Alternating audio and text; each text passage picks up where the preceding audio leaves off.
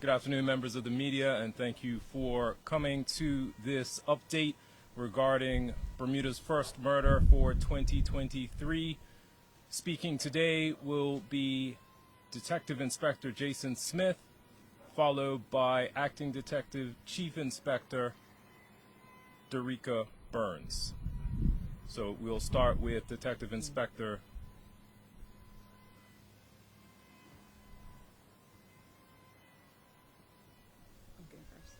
Okay, we'll start with Detective Inspector Burns. Thank you very much. Good afternoon, everyone. Approximately 1 p.m. yesterday, Monday the 13th of February 2023, police received a call from a member of the public who found the lifeless body of a male in a secluded area off of Border Lane South, Frizzles Road, Pembroke. And we are at the scene of that incident today. I can now confirm the identity of the male as 23-year-old Kiari Flood of Pembroke Parish, who has died as a result of gunshot wounds. The Bermuda Police Service extends our condolences to the friends and family of Kiari during this difficult time. We are aware that several reports of gunshots were called in around 10 p.m. on Sunday, the 12th of February, and I would like to dispel some of the misinformation and rumors regarding the police response to this incident.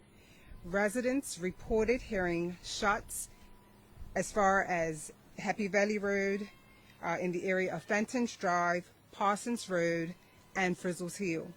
I can confirm that officers attended these areas and spoke to some of the residents. Unfortunately, we were unable to establish the exact location of the shots. An extensive search of these areas was conducted by police. However, nothing suspicious was observed at that time. We do believe that Sunday's gunshot reports and the discovery of the body on Monday are connected. And we thank the member of the public who called it in so that an investigation could be launched.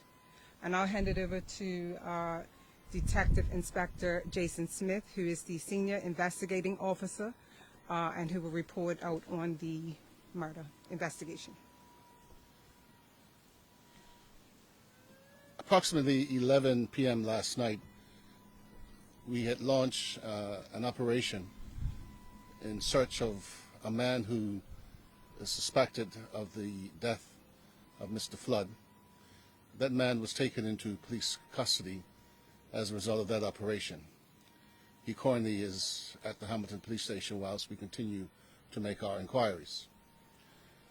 The purpose of our appeal today is to reiterate the message that we made yesterday, and that is that we are looking for assistance from the public who can help us to, one, trace the movements of Mr. Flood.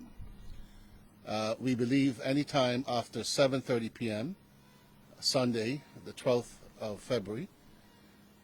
And we're also looking for any members of the community that live in the Frizzles Hill, Roberts Avenue, Parsons Road, and Deepdale, that if you heard any gunshots, if you saw vehicles or heard of a vehicle, particularly after you heard the gunshots, and that applies to the residents of the Frizzles Hill, Roberts Avenue, that if you heard a bike leave from this particular area, we'll be interested in speaking with you to assist us in our investigations. Our inquiries into the death of Mr. Flood are ongoing, and we thank the public for the assistance that we have received so far. As Acting Chief Inspector Byron said, we do believe, based on our investigation, that the gunshots that were heard on Sunday, that will be anywhere between 10 p.m. to 10:30 p.m., we believe that the gunshots that were reported to the police may have a direct link to the death of Mr. Flood. And so we urge the public to continue to assist us so we can piece together the pieces of this particular puzzle. Thank you. Questions? Yes. Trevor Lindsay, TNN News. Are you aware that there are bounties or financial gain for some of these gunmen to capture certain individuals? Do you have information on that? Well, Trevor, what I would say, we welcome any information and intelligence that the public can give in respect of that. That's something that we don't want to comment on at this stage. But if the members of the public who have that kind of information, that's very helpful to us.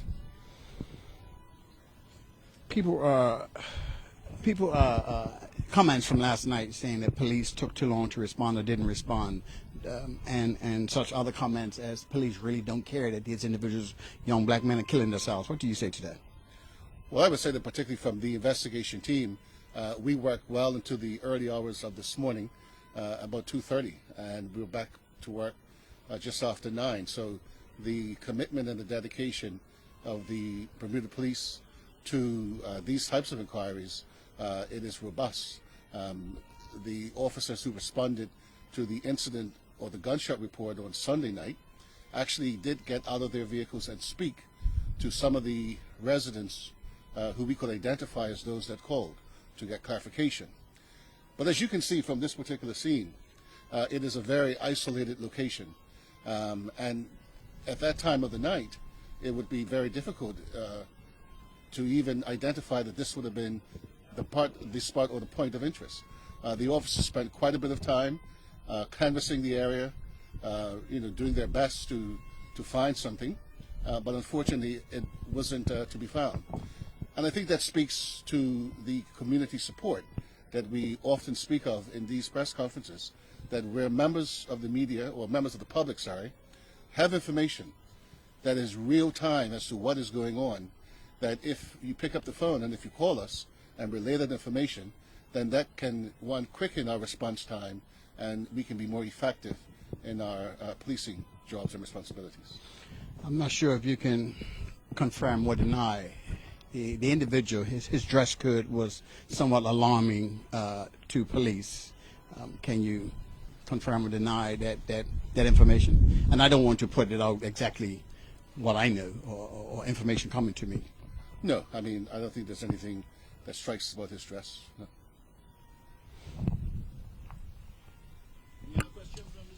Oh, yeah. Thank you. Good afternoon, folks. Jonathan Bell from the Gazette. Let's see. Are you able to tell us anything about what led up to this, what may have brought Mr. Flood to this spot? No, we don't know. That's why I made in the early appeal that we are looking for assistants who can trace the movements of Mr. Flood. So that would be friends and family that might have been in contact with him. As you rightly said, how did he end up in this spot is an interesting question. And we like to find the answers to that question. And so if there's any one of his friends, family, who can assist us, we would greatly appreciate that. It is, with the understanding it's probably too early to ask, is there any indication this was a planned attack or that it was something sudden and out of nowhere?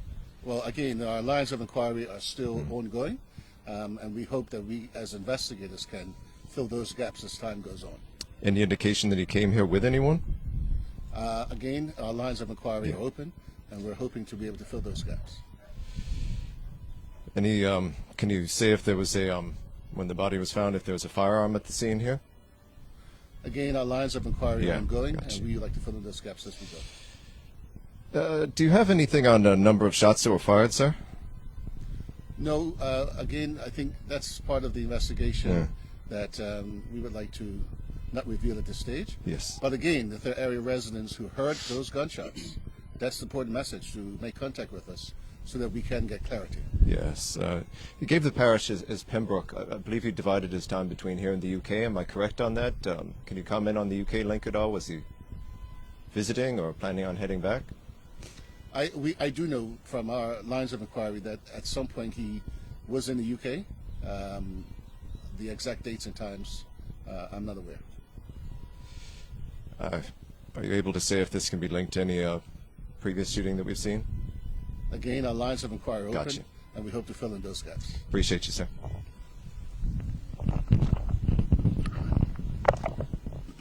Thank you, Gary Foster Skelton, Bermuda Broadcasting. Just to see, are you at this time, your investigation of the scene, you presume that the murder took place here or that it took place somewhere else? Can you tell us? At this point, I think we believe that the murder happened at this particular location. Okay, and Mr. Coyote Flood, a brief web search for this young man's name shows that someone bearing that name has been in and out of the system for years, various run-ins with the authorities. If this is the same Coyote Flood, is he emblematic of Bermuda's systemic failure to address problems associated with gang violence? That's not a question for me, but I'm sure that the proper authorities will be able to answer that question if you put that to them. Okay. I have no more questions. Last question. TNN News. Is there a point that your office, you guys need outside help to help with these murder investigations to really get a hold on these investigations? I think that, as has been reported in the past, that the commissioner is looking to recruit overseas. But I think for the local investigators, we do work extremely hard. We do put a lot of effort into these cases. We take what we do extremely seriously. And it is important for us to continue to work with our community. And we would ask for the community's continued support so that we can advance these investigations and help to bring closure to the family of those loved ones who unfortunately have had to suffer tragedy and such loss. Thank you. Bermuda Broadcasting again. With all respect to Pastor Leroy Bean and his team and the work they do, has there been independent analysis of the effectiveness of our gang violence task force? Are you aware of that? Again, that's a question for the right authorities. But the Commissioner of Police did, in an interview last year, talked about Violence Interrupters, a US program that he referred to, credible community members there to diffuse tension. The Commissioner saw an opportunity to increase the capacity of this work in Bermuda. Are you aware if there's been any movement on this? I would like if you could probably put that question to the Commissioner's office. The purpose of this press appeal today is to deal with the murder investigation of Coyote Flood. That's the focus of our attention here today. That's the focus of our lines of inquiry in our investigations. And I'm sure that the Commissioner's office can answer any other questions that you have in regards to your question. But at this point in time, we just want to remind the public that we are committed to bring closure and justice to the family of Coyote Flood. And we continue to ask for your support to help us to bring that closure and to advance this investigation. Any other questions, members of the media? Thank you for joining us today, and I hope that one of the things you would highlight is how far removed this location is from the main thoroughfare, that is Friswell's Road. As you can see, it's rather secluded and it's overgrown somewhat, and that would have been difficult. That would have led to the difficulties of the police officers even locating the body or locating where the incident would have occurred, where the shots would have been fired, since there were numerous reports from different locations surrounding this area.